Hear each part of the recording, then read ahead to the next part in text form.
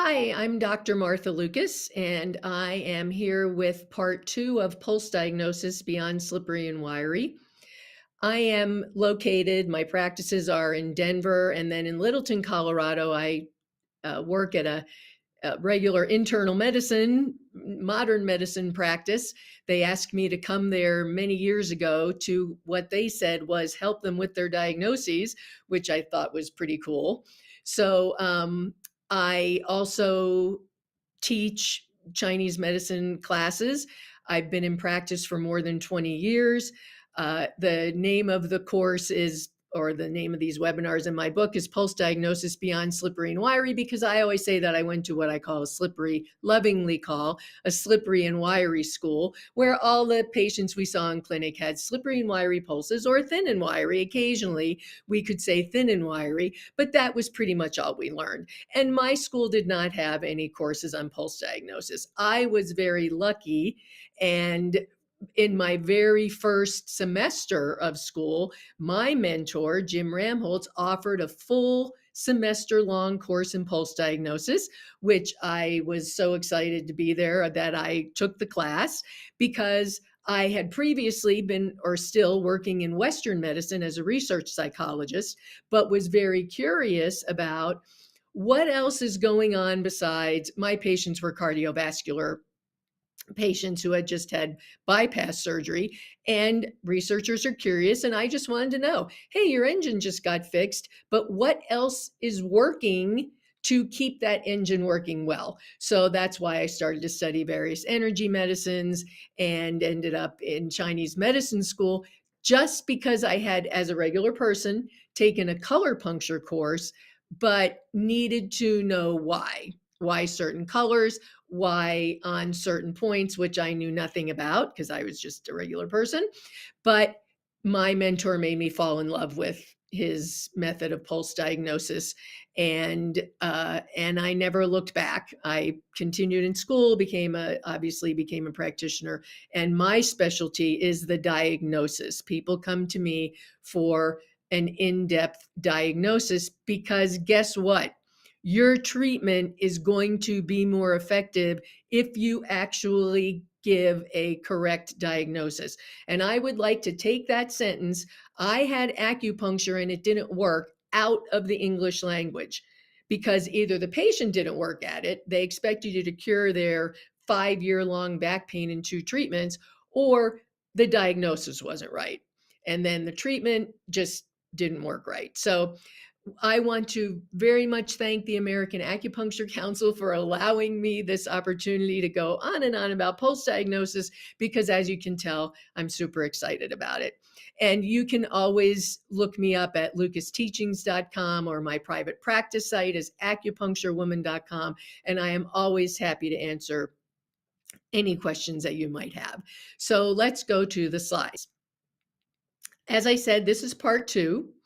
So I asked this question, what is this thing called the normal pulse? Because in part, I talked about how even historically, and not only in Chinese medicine, doctors talked about this thing taking the pulse during healthy times.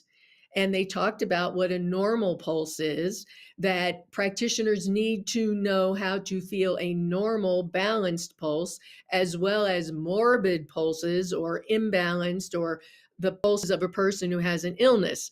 And so we are going to talk about the normal pulse.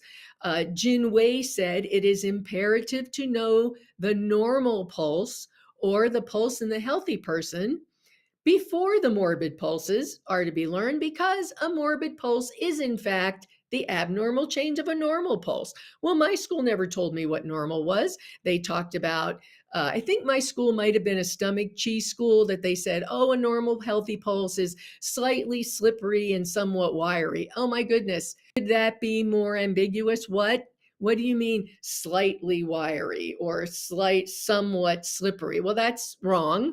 That is not what a normal pulse feels like.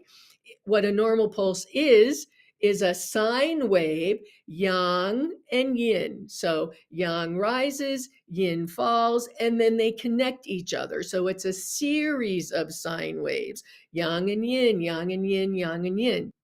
and it's symmetrical. So the yang isn't bounding up and the yin is this little tiny thing. It's symmetrical. It feels smooth. It's connected. The yang and the yin are mixing, which is what they do, right? They mix with each other to create a wave that they're each supporting each other. So that's what normal feels like. And that's the goal of every treatment.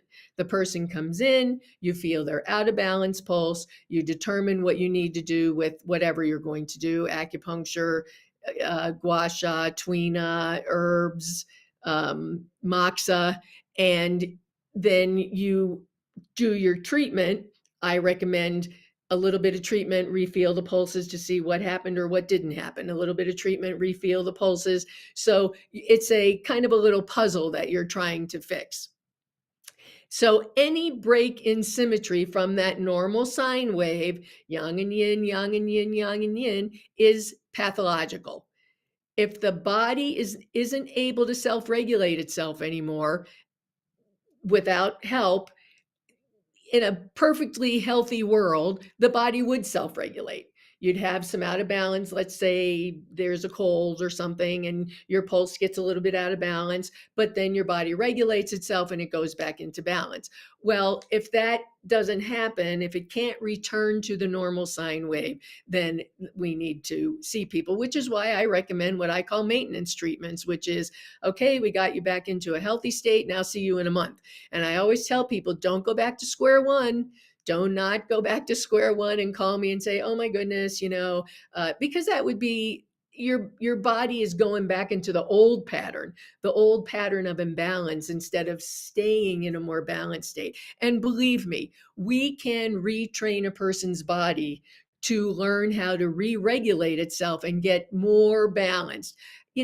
Are we all ever going to be perfectly balanced like we were in utero? And sometimes not even then, frankly, depending on our parents' health, depending on our parents' relationship, etc.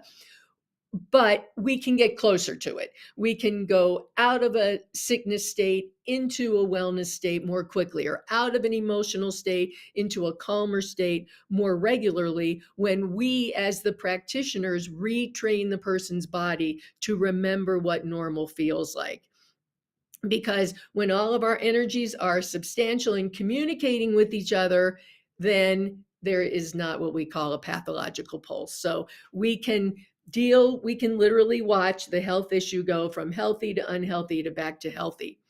As I said, the front of the position, the uprising part is yang. That's the functional aspect of the organ. And the back or the downward flow is the yin, which is more the physicality of the organ. So again, using this idea, we can see, is this person's problem more a function or more of a physical problem, like the large intestine and constipation? We would maybe be able to determine whether the constipation or change in bowel habits is due to a weakness in the large intestine function, handling a typical food load, or whether or not it's that physical organ is overburdened, or both.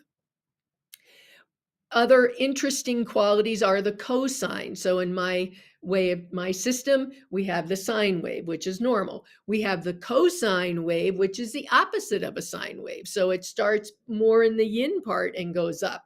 So that's, and when I teach this in classes and you get to see it, like depression is a cosine in the liver position. Once you see a cosine, then you are able to recognize it more and more and more and more. As I say, it's often seen in the liver, but it's seen in other positions as well. And we need to know what level it starts at. If the cosine starts at the deep level, it's an older issue with the person, an older emotional issue or an older physical issue. Maybe even they've adapted to it. If it starts at the top level, it's more current, something that they're dealing with right now. For example, taking that depth idea, sinking or emptiness, or you don't feel anything, it's empty in the spleen, stomach, the earth position, that can mean early childhood trauma. It can mean what is called the relinquishment wound by psychologists, which means the person was separated from their mother right at birth.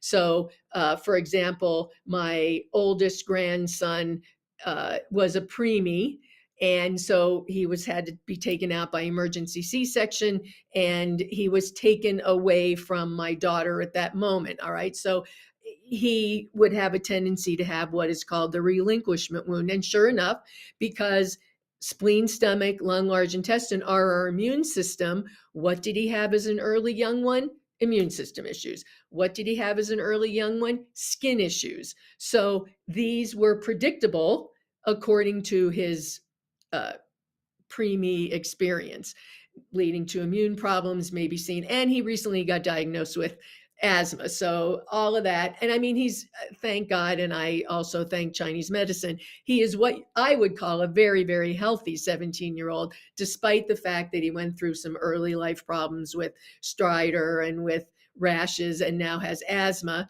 But he's a track runner and cross country. So Chinese medicine, I really, if you couldn't tell, really love it.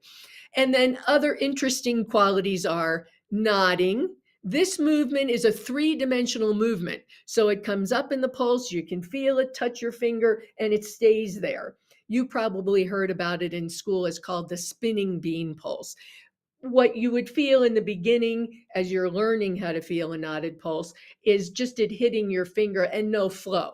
It's not going anywhere. That's what a tumor feels like. That's what a cyst feels like. That's what a fibroid feels like. Because what is that diagnosis? It is stagnation. Stagnation in one spot, right? That cyst is in one spot. That fibroid is in the uterus. So the nodding movement is eventually you will, if it's growing especially, you can feel the spinning at the top, you can feel the movement at the top, but that nodded movement is you feeling a localized stagnation. Sometimes you feel it after people have a surgery because they just had localized trauma, localized damage in their body. You might feel it in the lung pulse because the person has some sort of mucus blocks in there. So that's what nodding is. And it might seem like a pause because it's not flowing. It seems like a pause because it's rising up and you feel it before you feel the movement on. So, some people think of this as an intermittent pulse, but sometimes you need to be a little more discerning to see whether it's an actual knot. And I'm talking to my patients while I'm taking their pulses because when I feel something, as I just said, it can be more than one thing. So, asking the patient, how's this? How's that? Have you ever had this? Is this happening? Is that happening? Then we are getting down to the nitty gritty of what's going on. Like the person says, oh, yes, I've just been diagnosed with colon cancer. That's why I'm here to see you. Then we might feel that in the right distal position because that's the lung, large intestine, right? But we also might feel it in the proximal position because we are feeling the physical organ. So the pulses can be a model for the whole body, what's deep inside and what's more on the surface, and where it is not only located in what we learned as the traditional pulse positions, but also where is that organ in the actual body. So we are doing a lot of observation along with what we might call clinical findings, what their doctor has told them they have. So we we might think we're looking at energetic qualities, but actually we are looking at, in pulse diagnosis, at the physical body, the emotional bodies, and the spiritual bodies. So, for example, we don't ever want to see a scattered pulse, right? Well, that's someone who's living in fear, right? And fear and anxiety are almost the same thing. Fear is a little more dramatic than anxiety, but this person is in constant vigilance. Their kidneys get overloaded, get what we call scattered. We don't ever want to feel a scattered kidney position, right? And then everything gets more tight after that because the kidneys aren't flowing. They're scattered. The sympathetic nervous system is showing up in the pulses because their muscles are getting tight. Their central nervous system is overloaded, so it feels scattered, like little points of light under your finger instead of a nice kind of flow. So this patient might think of everything as threatening, and that's because they're not centered, right? their pulse can't moderate itself back to calming the nervous system down and regulating and centering them anymore. They've become in that pattern of fear, anxiety, nervousness. And what we do is help that get regulated back to normal, back to balance, back to flowing, back to the kidneys being not scattered and supporting all the other organ systems. So we talk a little bit about the pulses in cancer development, since we're talking about nodding and tumors. In a healthy person, we know about the microcosmic orbit, right? I mean, think about it. It's a sine wave. And what happens when you do a sine wave the other way? So sine wave, which is how we communicate left and right, is the infinity symbol, right? Sine wave this way, sine wave that way. And so we want to support the lower dantian. We want to facilitate that connection. Some people call it the Tai Chi connection between yang and yin. And there's this story about how monks used to click their teeth, actually pumping the salivary glands to catch and contain the fire element, Ming Men, to generate the saliva and swallow it, guiding it down the renmai back to the dantian. So this idea of preserving your Ming Men fire has been around for a long, long time, and there are various ways that people in the past have done it. Now, a blockage in the diaphragm, what we would call a daimai block, may prevent that saliva from getting down to the dantian. And it's the same way energetically.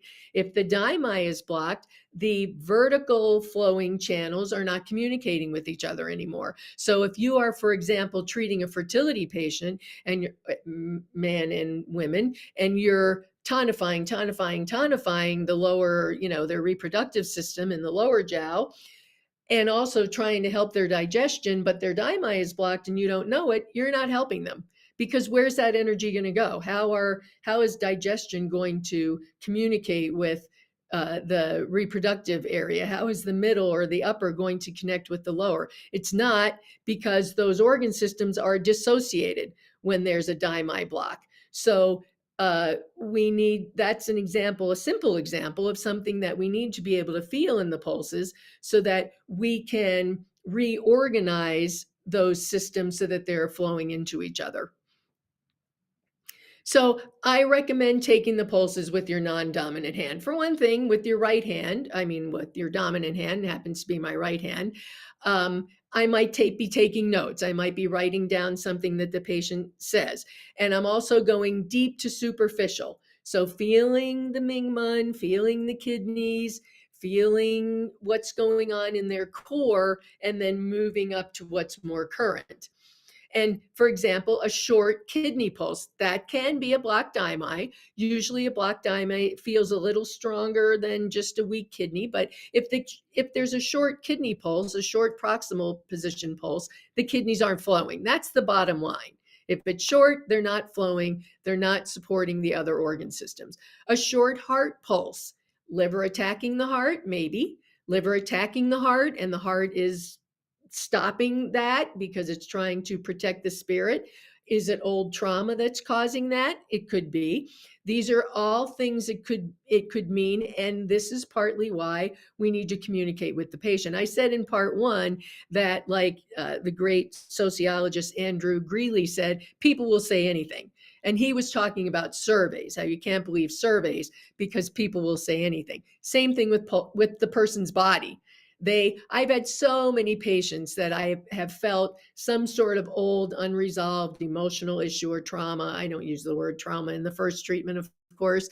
And I'll ask them, oh, do you have anything unresolved, something and they'll say, no, I don't think so. And then the second or third visit, they'll say, I was thinking about what you said, and you're right. I had blah, blah, blah. So I just helped that patient know themselves better. I just helped that patient understand the cause of their fibromyalgia or their stomach, their digestive issues. So we are helping the patient know themselves better and understand why they are having this particular illness or symptom. Nodded left kidney pulse in the system I'm using and teach, The left kidney position can be the uterus and the prostate. So if it's knotted in there, maybe it's uterine fibroid, maybe there's some prostate inflammation. A knot at the top of the stomach and or large intestine position is thyroid. In Chinese medicine, we don't have a thyroid organ, right? We don't talk about it, and we certainly don't have a thyroid channel per se, but where is the thyroid? It's near some channels where its blockage, it's having little nodules, or its inability to function well can be felt in the pulses. And then the gallbladder and Sanjiao positions, especially at the sensory level, can show brain or central nervous system activity. In fact, gallbladder and Sanjiao channels are very good channels to treat the brain. So let's talk for a minute about a couple of case studies. So a large Sanjiao pulse, right, proximal, remember, we're going to look at the positions in some unique ways. This can be, as I said, something going on with the brain. So, or something going on physically, right? A patient who has IBS, you might see that big movement in either the middle or the lower jiao, but sometimes it's nervous tension going to the brain. It might have some heat and dampness in it. So we're looking at things in a unique, more detailed way. A young woman after a C-section, and she has a very stiff and painful neck. All the tests come back normal, right? She doesn't have any spine issues. Well, if her pulse in the small intestine position is empty, okay, of course her neck is full of muscle tension and knots and inflamed trigger points because there's no oxygen and blood flow in the small intestine channel. So, you might be thinking, oh, well, wait a minute, I should be feeling a choppy pulse. Well, no, remember, sometimes back problems, neck problems, muscle problems are kind of hidden because it's severely depleted qi. In her case, from childbirth. It's the hardest thing a woman's body is ever going to do, build and then deliver another human being. So this is what I'm saying. We need to be open to what's going on in all of the channels near where the person's symptom is. Or they may have a short wiry movement going from the stomach backward. Well, that's what worry feels like. And we never want to have worry in the pulses because not only is it not going forward to help the lung, large intestine, and the immune system be strong, but it's going backward and attacking the kidneys. So case study examples, blocked daimai, like I said, fertility example. The person has fallen.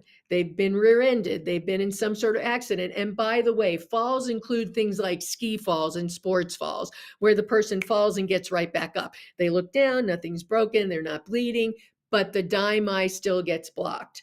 So again, it's important to know what the person's history is, what their activities are, if we're feeling the daimai block, because our treatment is not going to be as effective as we want it to be if there's a daimai block. I mentioned a little bit about earth and metal connection. That's the immune system, right? So the spleen, stomach, lung, large intestine, they all need to be flowing with each other. So that would mean the kidney position, earth position, metal position, all yang and yin, yang and yin, yang and yin, so we can have a strong immune system. Let's say the person comes in with acne. Maybe that is liver stress shooting out to the skin, especially on the forehead. Stress acne especially shows up on the forehead. So again, with acne, we can't just look at hormones.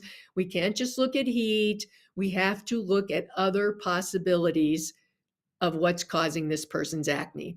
And then the separation of yin and yang, they call that the end of life, right? That looks like what it looks like in the pulses is you only feel yang, yang, yang, yang, yang, yang. And when you go down into the deep portion, it's pretty empty. That's because the organ systems are getting weaker. They're not able to hold energy anymore. And so what happens? There's no root.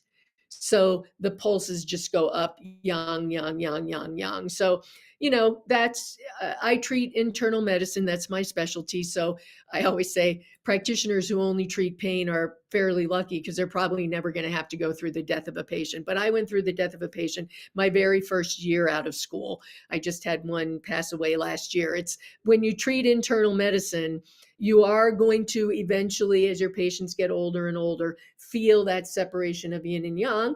And I don't like it, but it's a hint of what I need to do, try to get some of that connection back so they have more of a flow in their pulses. So, and I'm always optimistic. I am really, no matter what the person comes with, I at least am optimistic that I'm going to be able to maybe slow down the progression of the disease, slow down their symptoms, take their symptoms away, make them feel better quality of life.